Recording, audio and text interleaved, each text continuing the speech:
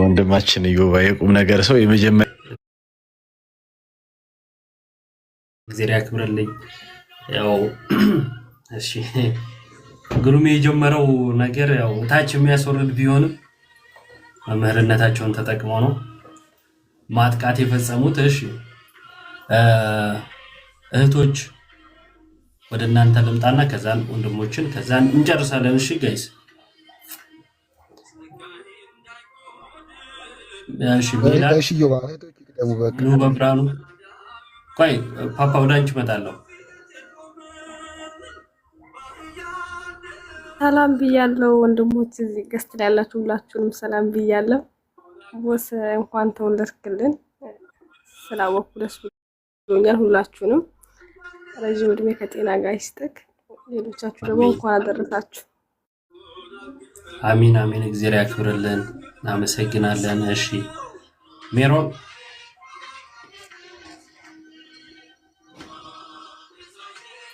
ሜሮን አለሽ? እሺ ማርታ ሰላም ሰላም፣ እንዴት ናችሁ? እንኳን አደረሳችሁ። ኢዮብ እንኳን ተወለድ። ቀሪ ዘመን የተባረከ ይሁን የተቀደሰ ይሁን። ስላወቁ ደስ ብሎኛል። ሺህ ዓመት ኑርልን። ሁላችሁም አመሰግናለሁ። መልካም ልደት። አሚን አሚን። አመሰግናለሁ ሁላችሁንም። እግዚአብሔር ያክብርልኝ። እውነት ለመናገር ይቻላል። እሺ እሺ አንቺ እንኳን ተወለድክ ብላለች። ጋዲሳ ካለገረ እኔ ስለሰማው ልንገር ብዬ ነው። እሺ አመሰግናለሁ። እግዚአብሔር ያክብርልኝ ሁላችሁንም። ቅድም ብሩኬ እንዳነሳው ትልቅ ነገር ነው እውነት ለመናገር እና ድንቅ እህቶች ናችሁ። የእኛን እያንዳንዱ ነገራችን ያሳስባችኋል፣ ደስታችን ያስደስታችኋል፣ ከሀዘናችንም ጋር ታዝናላችሁ። ይሄ በክርስቶስ አንድ የመሆናችን ሚስጥር ነው፣ ሌላ ምንም የለውም እና ይሄ ትልቅ ነገር ነው። ያስተሳሰረችን ቤተክርስቲያን ነች እና ቤተክርስቲያንን ስንወድ ነው እርስ በርሳችን ደግሞ የምንዋደደው አይደለ? በቤተክርስቲያን ስለሆነ አንድ ይሆን ነው ማለት ነው እና ይሄ ትልቅ ነገር ነው። ከመደረጉ በላይ ማሰቡ በራሱ ትልቅ ነገር ነው ለእኔና ስላሰባችሁ በጣም አመሰግናለሁ። በዛ ላይ ደግሞ የተራቡትን አብልታችኋልና እግዚአብሔር ያክብርልኝ። ምንም ቃላት የለኝም። ትልቅ ነገር ነው እና ከቃላት በላይ የሆኑ ነገሮች አሉ አንዳንድ ጊዜና ለራሳችን የሆኑ ነገሮችን አድርገን ኬክ ተቀባብተው ምናምን መለያየት ይቻላል። ግን የክርስትና ጸባዩ እሱ አይደለም። የተሻለውን ነገር ማሳያ የሆነ ትምህርት የሚሆንም ነገር አድርጋችኋልና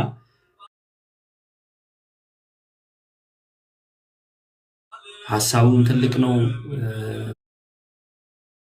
ማድረጉም በጣም ትልቅ ነውና እናንተም ራሳችሁን ታውቃላችሁ፣ እኔም አውቃችኋለሁ። ከሁሉ በላይ ደግሞ እግዚአብሔር ያቀናል ያውቃችኋልና በሐሳባችሁ በማድረጋችሁ ሁሉ እግዚአብሔር በመንግስቱ ትልቅ ቦታ ይስጥልኝ ምኞቴ ነው። ሁልጊዜ በጸሎታችሁ አስቡኝ፣ አስቡን። ሁላችንንም እንተሳሰብ በጸሎት። ትልቅ ነገር ነው እሱ፣ ከብዙ ነገር የሚያድህን ጸሎት ነውና እግዚአብሔር ይስጥልኝ፣ አመሰግናለሁ ለማለት ነው። እሺ እህቶች አይ ቲንክ ተለገስ ላይ ብዙዎቹ አያወሩም እና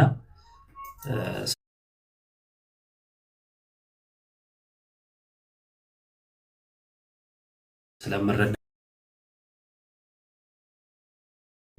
ቢኖር እስካሁን መቼ አስወራን? ወንድም ይቅርታ እንደ ሆነ ይቅርታ። አይ ቀድሜ የገባሁት እኔ ነኝ። ቀድሜ የገባሁት እኔ ነኝ። ስለቀደምክ ሳይሆን ፍሬ ያለው ነገር መናገር መቻል አለብህ። መቼ ሐሳቤን ተናገርኩና ያሰብከው ራሱ ፍሬ ያልሽኝን ልናገር ወይስ የዮኒ ነው? አረቶ ይቀርሽ ይሰማዋል ደግሞ የሆነ ነገር ብትዳን እየደወሉ መነጋገር ጀመረ። እንደ ዮባ እኔ ጋር እኮ አሪፍ ነገር አለ። እየደወለ ያማሻል እንግዲህ። ኧረ እንደዛ ከሆነ እኔ ጋር በጣም አሪፍ ነገር አለ። በላኪው እርግጠኛ ነህ? አዎ እሺ፣ ቀጥልና ሀሳብ ሰጣል። እሺ ዮባ ብራዘር እንኳን ተወለድክ። በጣም የምወደው ወንድሜ ነው ዮባ። ቀሪ ዘመንን ፈጣሪ በጤና በእድሜ ያሰብከው ተሳክቶ ያለምከው በሙሉ ተሳክቶልህ የምትኖርበት ያድርግልህ። በጣም እወዳለሁ ዮባ። ማን ነበር የቤተ ክርስቲያን የቁርጥ ልጅ ምናምን እያሉ እኔ እንደዛ አልሰክስም፣ ግን አሪፍ ስራ ትሰራለህ ምናምን ግሩም ይሰክሳል እያልች የቤተ ክርስቲያን የቁርጥ ቀን ምናምን እያለ እኔ እኮ ከታች አልቻልኩም እኮ ይሱ ተው አከረርሽው እኮ እኛ እንዴት እንትን በልልኝ። ድሮ በጣም የሚጨንቀኝ እንትን ላይ እዚህ ቲክቶክ ላይ በጣም የሚጨንቀኝ ቃላቶች ነበሩ። ልክ ይሄ እንቁ ምናምን የሚሉ በጣም ነው የሚጨንቀኝ እና ሰው ሲባልም አልወድም፣ እኔም ስባል በጣም ነው ደስ የማይለኝ። በነገር እንትን ስለሆነ ነው ከባድ ነው። እሺ ጨርሺ። እሺ በቃ ዮባ መልካም ልደት። ናቱ ቀጥል እስቲ እንስማ ፍሬ ያለው ነገር። አመሰግናለሁ ፓፓ። በነገራችን ላይ በዚህ አጋጣሚ ፓፓ በጣም ሲስቅ ሲጫወት ብቻ ነው የምታውቁት አይ ቲንክ፣ እና አንዳንዶቻችሁ በጣም ቁም ነገረኛ የሆነች ሰው ነች እና ፓፓ እግዜር ያክብርልኝ። እሺ አመሰግናለሁ ወንድሜ። እኔም በጣም ነው የምወድህ ማለት። ኧረ ዮባ ምን ከአንተ ተምሬ ነው ከየት አመጣዋለሁ ወንድሜ።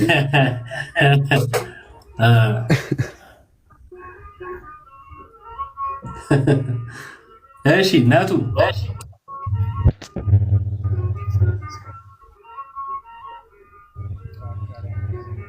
እናቱ እኮ ችግር አለባት። ብሉይ ኪዳንን ተሳልማ ነው የምትመጣው።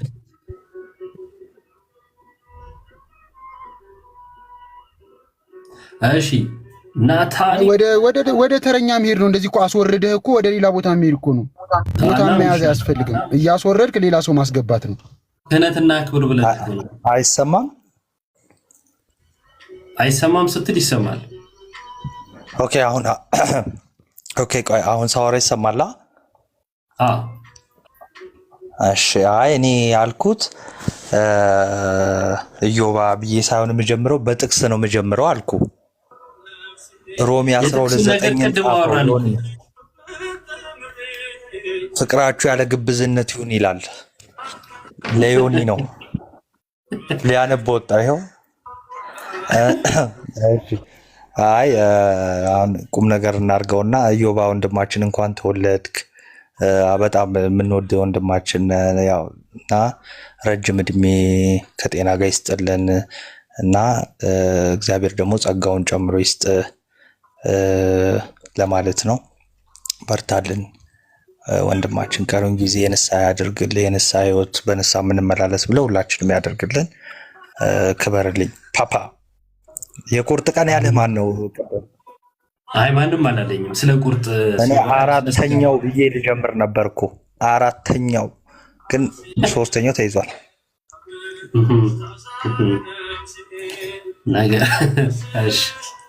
ነገር ትበያለሽ አንቺ እኮ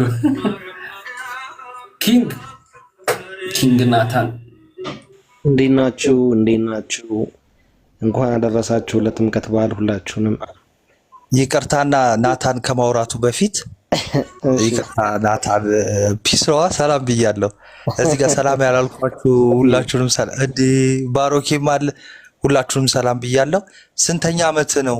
ዝም ብለህ ሰው እንትን እያልክ ላሽ ልታስብል ነው ሊያስወርድ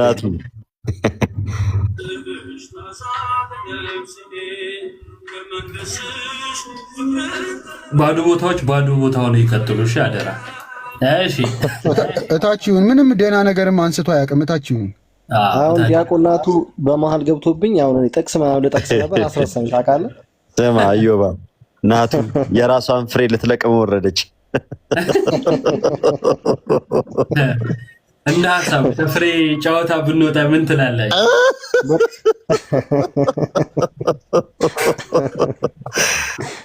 ሰማይ ናቱን የፈጠፈጠልኝ ሰው ባለውለታዬ ነው። እሺ ትሸለማለህ። እዮባዬ እንኳን ተወለድክ ወንድሜ። እግዚአብሔር እንኳን ለዚህ ቀን አደረሰ። ቀሪው ዘመን ደግሞ ያማረ ያሰብከው ሁሉ የሚሳካበት ቀን ይሁንልህ፣ ጊዜ ይሁንልህ። ቀጣይ ብቻ እንደማናይ ተስፋ እናደርጋለን ብዬ ተስፋ አደርጋለሁ። መልካም በዓል ሁላችሁም፣ መልካም በዓል ይሁንላችሁ። መልካም ልደት እዮባ። ደህና ነኝ። እናመሰግናለን። ባርሙሙ አልፈነዋል። የቀረ አለ? እሺ ጃንደረባ የጃንደረባ በነገራችን ላይ ባለፈው እንደ አጋጣሚ ቲክቶክ እያየው ሰው አንታስገቡ። እሺ ጋይስ ይቅርታ በጣም አለበለዛ ማደሬ ነው። አዩን ብቻ ቅድም ተቀብየው ነበርና እሱን ብቻ ላስገባው። እሺ ያው ሁሉም ሰው እንትን እንደሚል አውቃለሁ፣ ግን እንትን ይሆንብኛል። ይቅር በሉኝ ጋይስ። ጃንደረባ የሚለውን ትርጉም አንድ ሰው ሲተረጉም አይቼ አንዳንድ ስህተት የሆኑ ነገሮችን ስህተት ማለት ያስፈልጋልና ጃንደረባ እንደዚህ የሚል አለ፣ ግን ያለ ቦታው ከውይይቱ ሀሳብ ውጭ የሆኑ ነገሮች ተነስተው መንገድ የሳተ ትርጉም ሲሰጥ ስላየው ነው። እና ጃንደረባው ማህበር ሌላ ነው፣ ጃንሆይ ደግሞ ሌላ ናቸው። እና ጃንደረባው የሚለው በመጽሐፍ ቅዱስ ሲፈታ መዝገበ ቃልም ቼክ ማድረግ ይቻላል። ጃንሆይ ከሚለው ጋር ምንም አይገናኝም። ጃንሆይ ማክበር ነው፣ ከፍታን ማሳያ ነው። ጃንሆይ ሲባል ከፍታቸውን ለማሳየት ነው። እና አንድ ሰው ጃንደረባው የሚለው ላይ ይሄው ጃንሆይን አላያችሁ ምናምን ይላልና ስህተት ነው፣ እንደዛ አይደለም። እና ካስፈለገ ታሪኩን ማየት ይቻላል። ጃንሆይ የሚባሉት ከጥንትም የነበሩ ነገስታት በነበሩበት ዘመን ልክ እስኪሞቱ ወይም ንግስና እስኪያልፍ ድረስ ንግስናቸው ጊዜ ጃንሆይ ይባላሉ። የጃንሆይ ኃይለ ሥላሴ ግን ለምን ቀጠለ ከተባለ የንግስና ስርዓት በኢትዮጵያ ያበቃው እሳቸው ላይ፣ እሳቸው ንጉስ ሆነው አበቃ። ስለዚህ እሳቸው አሁንም ድረስ ጃንሆይ ይባላሉ እና ከፍ ያሉ ናቸው ምናምን የሚለውን ለማሳየት ነው። እና ከጃንደረባው ጋር አይገናኙም ልላችሁ ነው። ድንገት እንትን ስላለኝ እዚሁ ጋር ስለመጣ ነው። እሺ የጃንደረባ ሰላም ብለናል። ከዛ ናዩ ከዛ እንወጣለን። እሺ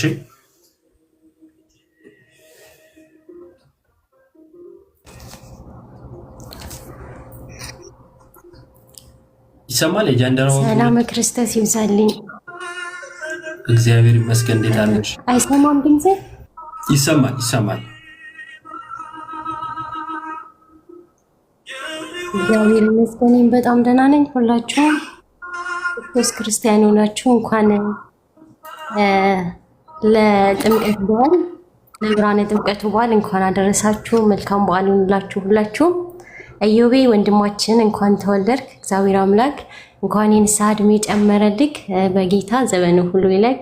እንኳን ተወለድክ በድጋሚ መልካም ልደት፣ ቀሪ ዘመን ጌታ ይዋርክልን። በጣም እንወድሃለን፣ በጣም እናከብራለን። ኑርልን ሺህ ዓመት።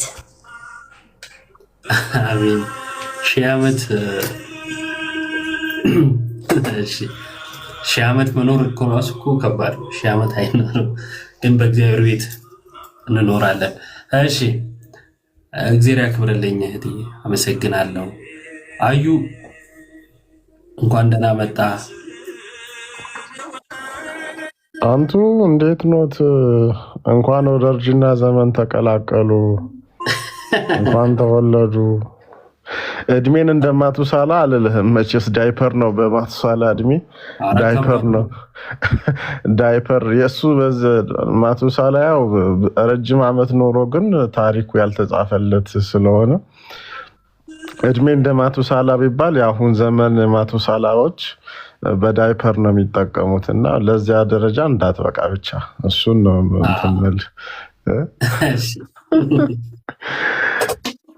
ስንት ነች ግን አሽላሾሽት ነው? ስንተኛ ነው? 12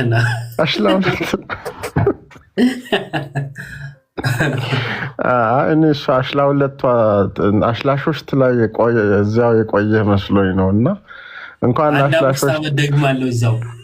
ለ13ኛው እድሜ ልደት ያበቃህ። ሃፒ በልዝደይ ናምን በልዝደይ። እሺ በቃ እና ይሄ ነገር በህግ ቢታይልኝ ደስ ይለኛል። እናስተረጉመዋለን፣ ችግር የለውም። ይሄ ብዙ ቦታ ያዳርሳል፣ ያካስሰናል። ደህና ነህ? እንኳን እግዚአብሔር አምላክ በቤቱ በጽናት በሃይማኖት በፍቅር በታዛዥነት በልጅነት በክብር ያቆይህ። የበለጠ በክብር ላይ ክብር በጸጋ ላይ ጸጋ ይሸልምህ።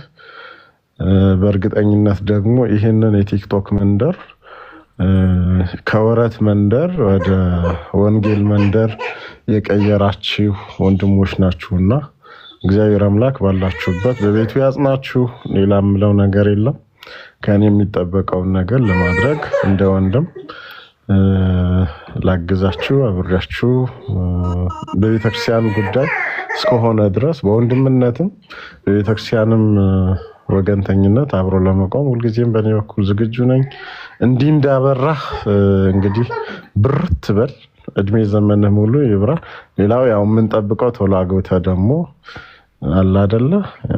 እችን ትንሽ ጣል ብዙ አለ እዚህ ጋር ከታች የሚጠብቅችን ቃልና እንግዲህ ያው የታደለችዋ ደግሞ ቀድ አድርጋ በቤቱ ያጽና ለማለት ነው። እንደማለ ተሽኮርመምክ በጣም እና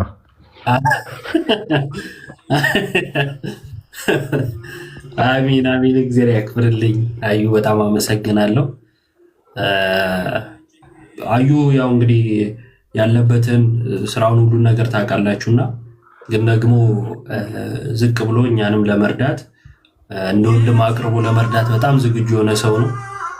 ስላወኩ ደስ ብሎኛል፣ ደስ ይለኛል። እግዚአብሔር ያክብርልኝ አዩ። እሺ ይገባይ ክብርልኝ። እሺ አንቱ ሰላም በለንና ሜሪ አታርፊም? እሺ ከዛን ስለ ጥምቀት መዝሙር ሰምተን እንለያያለን። እሺ አንቱ እኔን ነው ወይስ ሰማለሁ? አንቱ በነገራችን ላይ አንቱ የሚለው ሲጨመር አንቱ ከተባለ በኦሮምኛ አይጥ ማለት ነው። አይ ለመረጃ ልውውጥ ያክል ነው። እና አይጥ ነኝ እያልክ ነው? የኔ ስም አንቱ አይደለም። አይ እኔም አይደለም አንተ ነው የኔ ስም። እንዴት አላችሁ ሁላችሁ? ለበዓለ ጥምቀቱ ለከተራውም እንኳን አደረሳችሁ። እዮባ ለልደትህም እንኳን አደረሰ። እንግዲህ ከዚህ በኋላ ያንተን እድሜ መቁጠር ሰልችቶኛል። ያው ታችሁ ለታብታብ ማድረግ ትፈልጋለህ?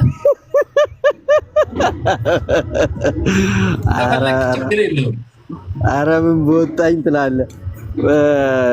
እዮቤ ረጅም ዓመት ኑርልኝ። በጣም ነው የምወድህ። ታላቄ እደግልኝ፣ ተመንደግልኝ፣ እኔ እድሜ አድርስህ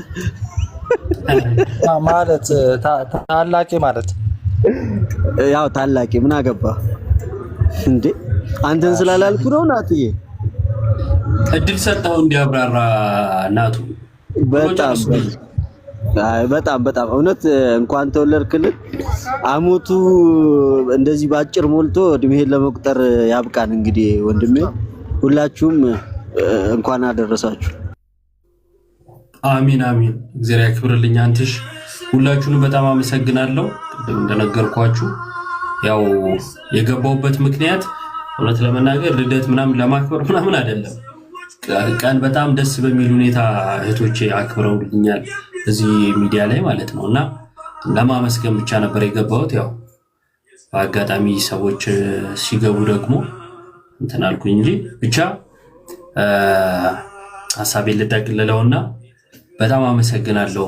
ስም ጠርቼ ከሌ ማለት ይከብደኛል። በዙሪያ ያላችሁ ጓደኞቼ፣ እህቶቼ፣ ወንድሞቼ ሁላችሁ እግዚአብሔር ያክብርልኝ። በጣም አመሰግናለሁ።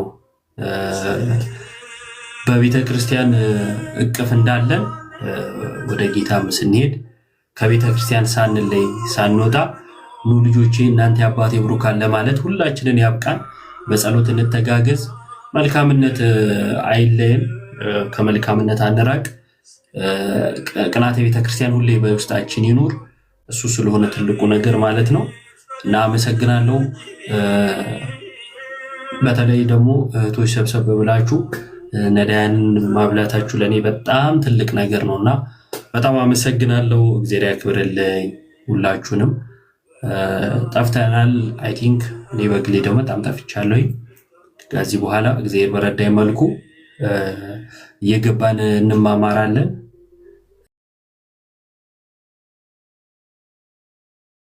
የምናውቀውን ሼር ለማድረግ እንሞክራለን። ማለት የምፈልገው እሱ ነው።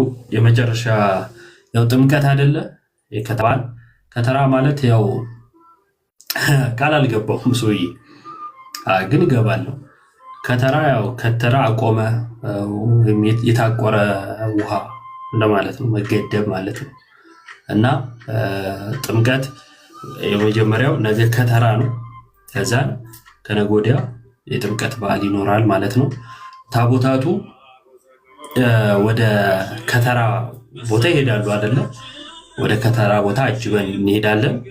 እየዘመርን እግዚአብሔርን እያመሰገን እንሄዳለን። ያድራል። ሌሊቱን በዝማሬ በማህሌት ይታደራል። ጠዋት የጥምቀት ስርዓት ይኖራል፣ ቅዳሴ ይኖራል። ከዛ ደግሞ በማግስቱ እንደምታውቁት ታቦታት የሚገቡበት ነው። ቅዱስ ሚካኤል ይገባል። ሌሎቹም እንደየቀናቸው ማለት ነው። ከዛ በኋላ እግዚአብሔር እያለ ይቀጥላል። ይሄ ትልቅ የቤተክርስቲያናችን ስርዓት ነው። በጣም ሰፊ እግዚአብሔርን የምናመልክበት ክርስቲያን ተሰብስቦ እግዚአብሔርን እያመሰገነ የሚቀጥልበትን ስርዓት የምናይበት ነው።